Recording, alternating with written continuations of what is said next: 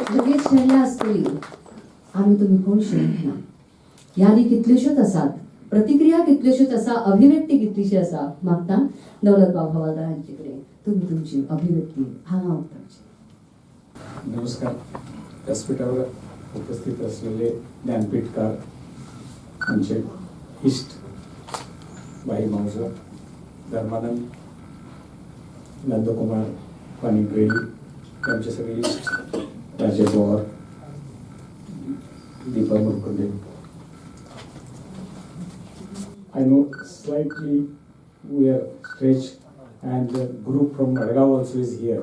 Normally Madgaon can reach these days because of the road little late, and Leopard already said about that possibly they may reach late subsequently.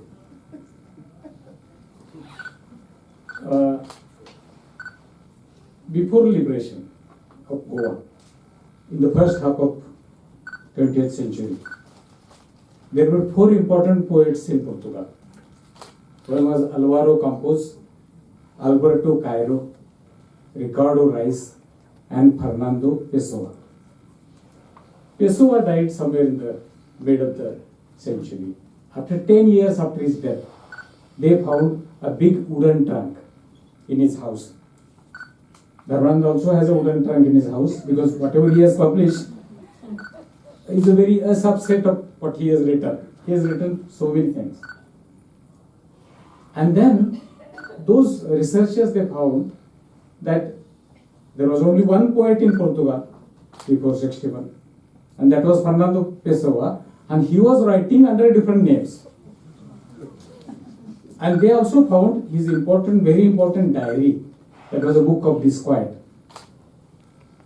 It was also written under a different name.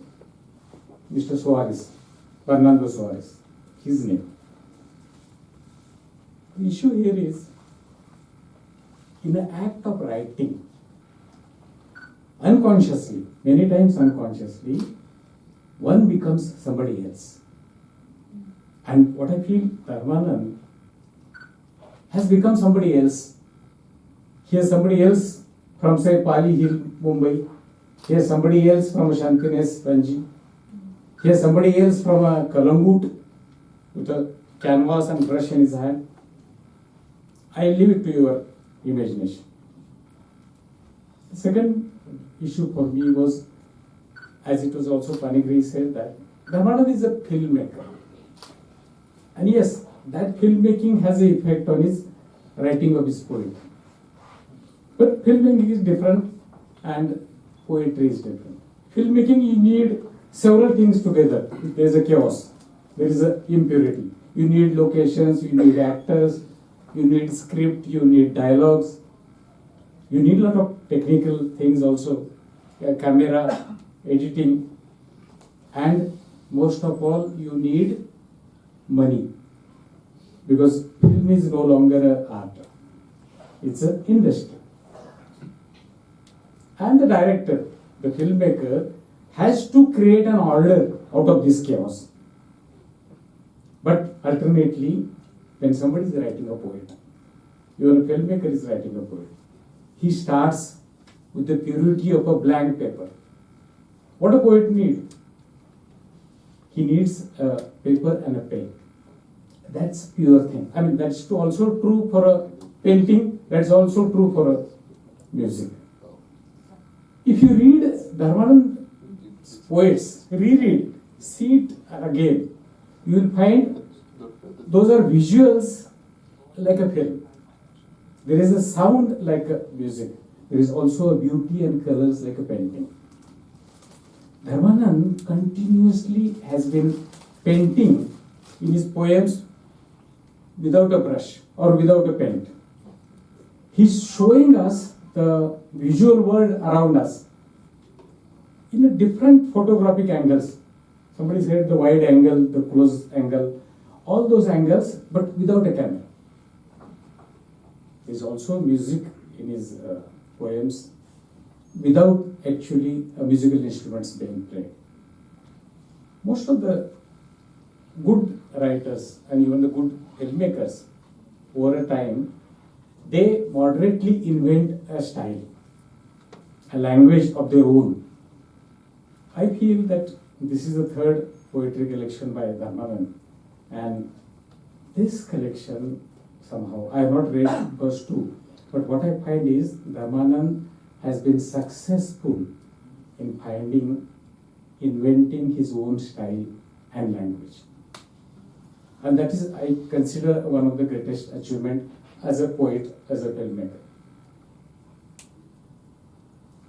Third issue for me was when a poet like a Dharmanand writes a poetry or a collection of poems, it is also a reaction to the present world. So what is that present world today? Yes, it is a pandemic time. There is a fear of a death. There is a forced isolation. But then, as a human beings, we have seen isolation. We have seen death. What is new in this pandemic? What is the new last 2 years is basically a feeling, a sense of disorientation.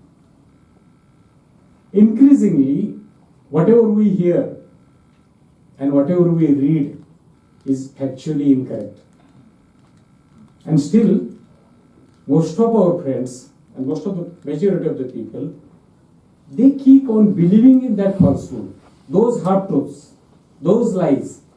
It has a dangerous impact on any democratic society, but more than that, it has created a sense of a disorientation.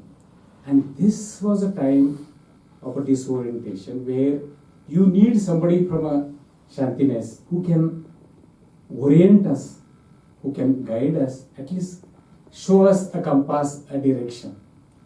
So therefore, at a very personal level, I feel that it was a sudden disappearance of Satish Sonal, and the void which was created after his disappearance, now that looms large over this poetry collection. I know most of the psychologists, what they have done, they have identified the stages of the way which human beings they react if there is a sudden death in your family, or you go for some checkup and you find out that you have got a terminal illness. The first reaction with the sudden death or terminal illness is denial. How can this happen? How can this happen to me? But the second reaction is anger. The anger explodes. Anger explodes the moment you are not able to deny the fact. Third stage, you start negotiating. You say, yes, we are all travelers on this planet. And yes, we have spent a lot of time together. So it doesn't matter that one goes early and I follow him. Then, after all these three stages, the fourth stage is also important. And that's the sum total of all these three, that's the depression. The depression sets in. And the last stage, the fifth stage, is acceptance. Yes, we come in terms of that reality. If you see Dharmanand's poems, you see all these emotions. Particularly that poem, the disquiet, the aswast, what Burkundi said, and I agree with that. Now that poem, if you read, it's on page 36, if you read that poem, what you will find? The anger explodes, and it's beautifully written. The anger explodes, but at the end of the poem, the depression sets in. So you will find this mixture of these emotions, and many of these reactions are of an unconscious mind. It's not necessarily that the poet is aware of that. And for a reader, you have to read over and over again to understand this.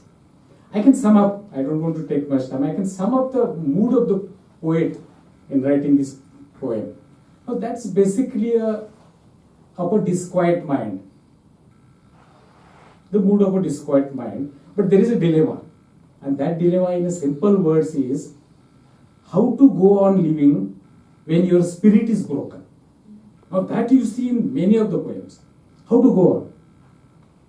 And as the literature and the philosophers have already told us that the death doesn't harm us more.